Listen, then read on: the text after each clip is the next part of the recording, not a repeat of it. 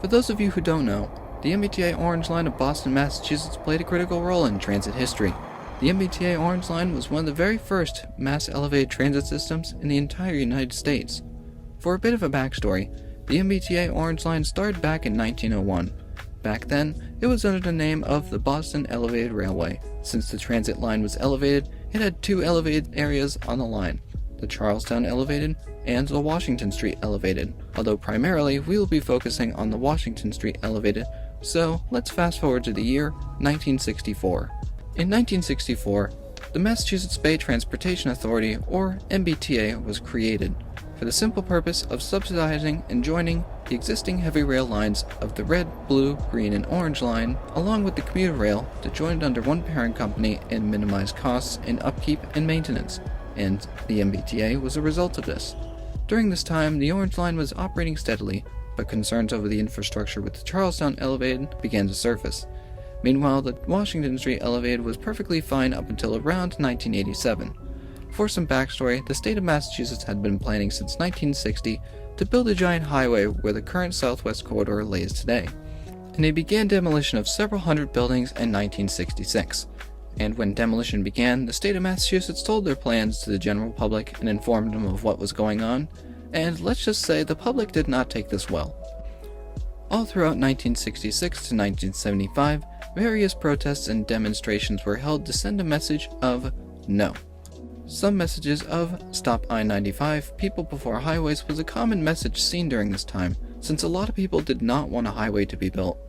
After 9 years of protests and over 500 buildings had been demolished, the state of Massachusetts was pressured by the public to completely cash in their profits for the highway, and the state of Massachusetts decided to give the profits to the Urban Mass Transit Administration, or UMTA for short. And immediately, the UMTA took these funds and planned with the MBTA as to what these funds could be used for.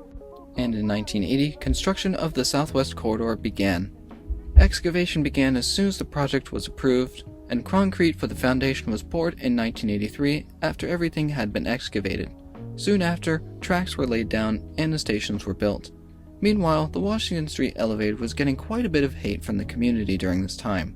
People particularly complained about how loud the L was and how the platforms and trains going over them made the streets seem dark. Since the platforms and elevated tracks were built right above the streets, they were casting long dark shadows onto the road from the sun. And the MBTA had been planning for a while about what to do with the L, and they incorporated the Orange Line to run alongside the lines of the commuter rail and Amtrak on the Southwest Corridor. And in 1984, the tracks were finished being laid down, and the MBTA began testing some of the Orange Line fleet on the Southwest Corridor for reliability checks and various other safety tests required. And the results of this were very positive. Some improvements to reliability and infrastructure of the Orange Line also came with the opening of the Southwest Corridor. Notable changes were the less squeaky tracks and modern signal systems that were more optimized to work with the Hawker-Siddeley 1200s, the fleet of train cars used from 1979, and they still use these cars to this day. And construction of the Southwest Corridor was officially completed in June of 1989, but the switch to the underground from the L happened in 1987. When it was time for the switch to be made, the MBTA came prepared and planned out a bus route for the Orange Line.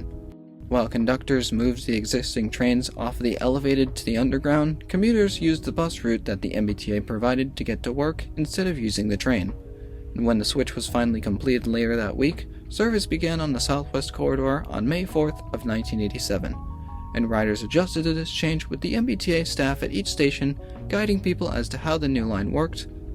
And as a bonus, they charged no fare for the first week of the new stations being open. And while service of the Southwest Corridor officially started, demolition of the Washington Street Elevated began in June of 1987, and the last of the elevated structures were completely taken down by 1989, ending one of the very first mass elevated transit systems in all of U.S. history.